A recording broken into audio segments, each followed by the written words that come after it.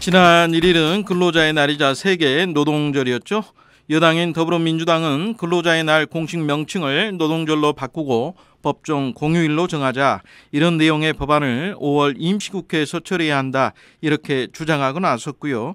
아울러 학교에서부터 노동 인권을 배우고 알아야 한다는 주장도 나옵니다. 전희영 전국교직원 노동조합 위원장 연결해서 어떤 내용인지 말씀 들어보죠. 전희영 위원장님, 안녕하세요. 네, 안녕하십니까? 네, 먼저 근로자의 날, 또 노동자의 날, 노동절 등 명칭 논란에 대해서는 어떻게 생각을 하십니까? 사실 이 논란이 되게 해묵은 논쟁이잖아요. 네. 1일쯤이 되면 살짝 언급이 좀 되었다가 좀 사라져 버리기도 하는데요. 네. 그 근로자라 부를 건가 노동자라 부를 것인가, 이런 게 좀 핵심적인 쟁점 문제인 것 같은데. 네. 제가 생각하기엔 이 두 가지가 좀 의미가 좀 다른 것 같아요. 네. 그 노동자는 어쨌든 스스로 힘써가지고 좀 주체적으로 일한다. 그리고 자신의 일에 대해서 주관이나 자부심을 가지고 노동자로서의 권리를 갖고자 노력하는 사람이다, 이런 의미인데. 네. 그에 비해서 근로자는 말 그대로 좀 근면성실하게 국가나 회사를 위해서 시키면 시키는 대로 하는 사람, 이런 의미가 좀 있는 것 같아가지고요. 네. 네, 이제 정부에서 근로자가 아니라 노동자다, 이렇게 이야기를 하는 걸로 볼 때 이제는 이름을 좀 바꿔야 될 때가 온 것 같다라고 싶어서요. 네. 근로자의 날이 노동자의 날이나 노동절로 바뀌어야 되지 않나라고 생각하고 있습니다. 네. 네. 명칭도 중요하지만 또 네. 중요한 건 노동의 진정한 의미일 텐데요. 현재 학교 현장에서 노동의 의미와 가치에 관한 교육 어떻게 이루어지고 있습니까? 사실 현재 학교에서 노동의 의미, 그리고 가치, 이런 것에 대해서 배울 수 있는 기회가 거의 없어요. 예. 노동이라는 교과가 있거나 교육과정 안에 노동의 의미, 노동자로서의 권리, 이런 것들을 배울 수 있는 교육과정 자체가 전무하다라고 볼 수 있는데요. 네. 현재 일부 지역 같은 경우에는 신청하는 고등학교 하에서 한해서 1년에 한두 시간 정도 아하. 노동인권 정도에 대해서 배울 수 있는 시간이 있는데, 네. 이게 또 의무적으로 하는 과정도 아니고 예. 1년에 한두 시간이면 되게 짧잖아요. 네. 그래서 학교 안에서 거의 노동 교육이 없다라고 보는 것이 정확할 것 같습니다. 그런 말씀에 이미 학교 현장에서 노동 인권 교육이 필요하다, 이런 얘기로도 들립니다만은 네네. 꼭 필요한 이유 뭐라고 보십니까?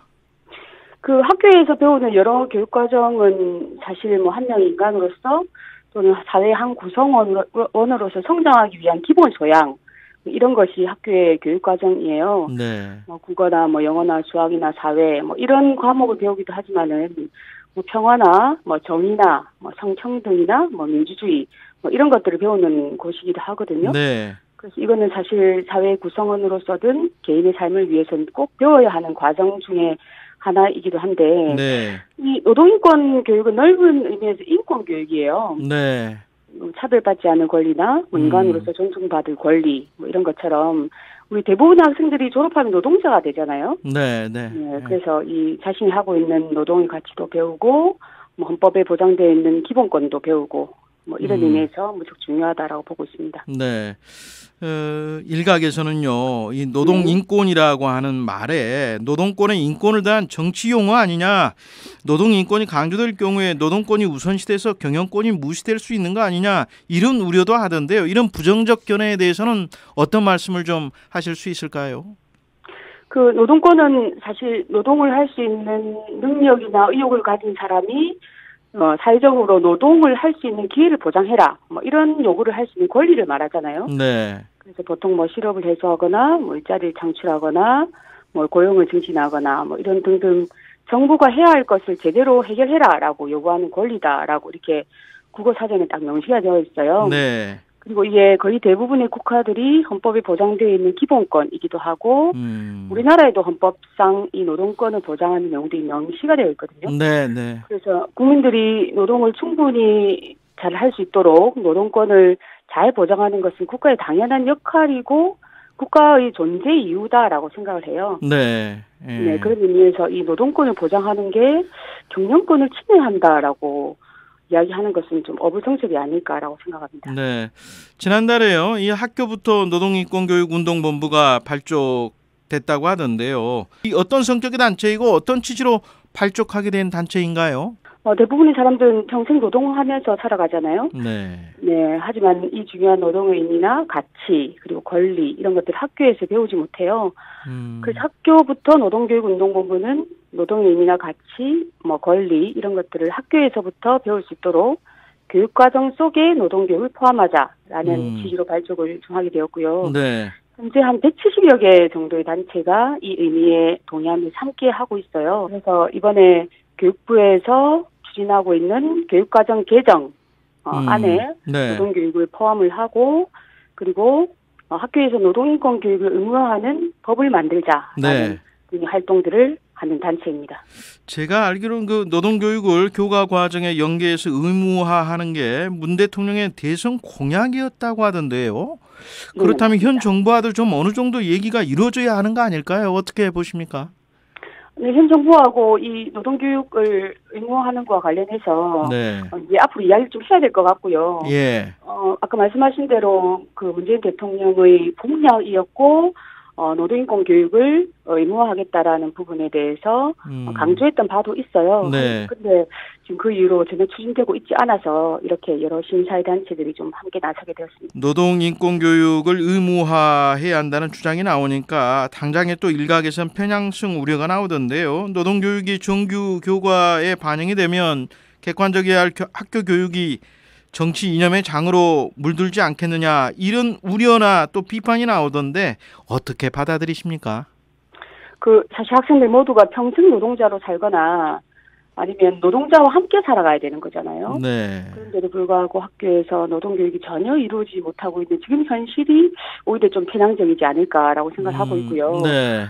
이 노동인권 교육은 학생들에게 헌법이 보장하는 기본권, 그리고 이를 기초로 제정된 노동법, 그리고 노동의 가치와 중요성, 그리고 노동에 수반되는 권리나 의무, 이런 것들을 배우게 될 거예요. 예. 그래서 미래의 노동자로서, 그리고 민주시민으로서 당연히 가져야 할 기본 소양을 배운다라고 생각이 드는데, 네. 이런 노동교육을 하는 게 특정 정치 집단을 지지하거나 특정 이념을 학생들한테 주입하거나 이렇게 될 수는 없다고 봐요. 네. 특히나 이 교육과정은 어떤 특정 집단에서 만드는 것이 아니라 정부가 만드는 거거든요. 네. 그리고 이 교과서도 검정 과정이나 이런 등등의 과정을 거치면서 객관성을 띌 수밖에 없다고 봐요. 네. 그러니까 많이 우려하시는 것처럼 정치 이념을 장으로 묻을 거다라고 생각하시는 거는 기우가 아닐까라고 생각하고 있습니다. 혹시 그 노동교육이나 노동인권교육을 학교 정규 수업으로 제도화한 해외 다른 나라들의 사례가 있습니까? 있으면 좀 소개를 해주시면요. 독일에서는 초등학생들이 1년에 6차례를 모의 단체 교섭을 하더라고요. 아, 그런가요? 네. 그래서 이게 일상화된 활동이다라고 하던데, 네. 때로는 이렇게 경영자가 되기도 하고, 어떤 노동조합의 간부도 하기도 하고, 네. 단체 협약을 만들거나 임금 인상안도 만들어서 같이 공부를 하고 그렇게 하고 있어요. 네, 그리고 단체 교섭을 할 때 구호를 어떻게 외치는지, 파업을 어떻게 하는지 이런 것들도 학교에서 가르쳐 주기도 하고, 네. 프랑스에서는 고등학교 1학년 사회시간 전체의 3분의 1의 시간이 단체 교섭과 관련된 내용이거든요. 아, 그렇습니까? 네네. 그래서 고등학생들 경우에는 학교를 졸업하면 곧 노동자로 살아갈 거기 때문에 어찌 보면 당연한 일이기도 한데, 네. 거의 대부분의 나라들은 노동교육을 정규 교육과정에 포함시키고 있어요. 네. 네, 우리나라처럼 이렇게 노동인권 교육이 제대로 되지 않는 나라는 OECD 국가에 거의 없다라고 저는 알고 있습니다. 이런 노동교육, 노동인권교육의 제도화가 우리 사회에 또 미래의 학생들에게 어떤 영향을 좀 미칠 수 있다고 보십니까?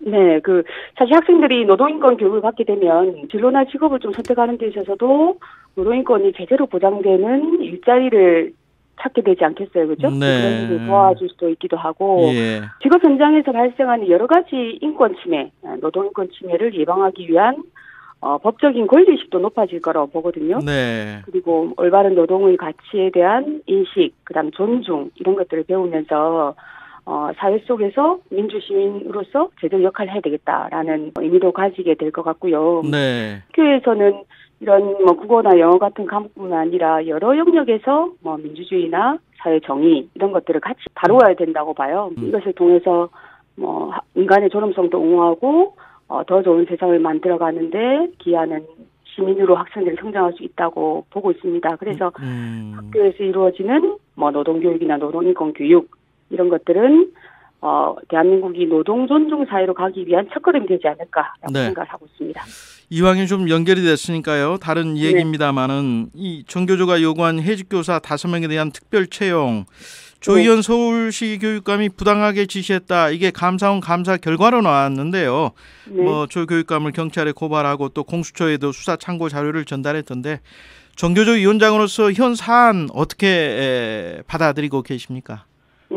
어쨌든 그 특별 채용 같은 경우에는 교육감의 권한이고요. 네. 권한 하에서 올바르게 공정한 절차를 통해서 그 과정을 거쳤다라고 보고 있습니다. 네, 알겠습니다. 전희영 네. 전국교직원 노동조합 위원장과 함께 학교에서부터의 노동 인권교육 필요성에 대해서 견해드렸습니다. 전희영 위원장님 오늘 나와주셔서 고맙습니다.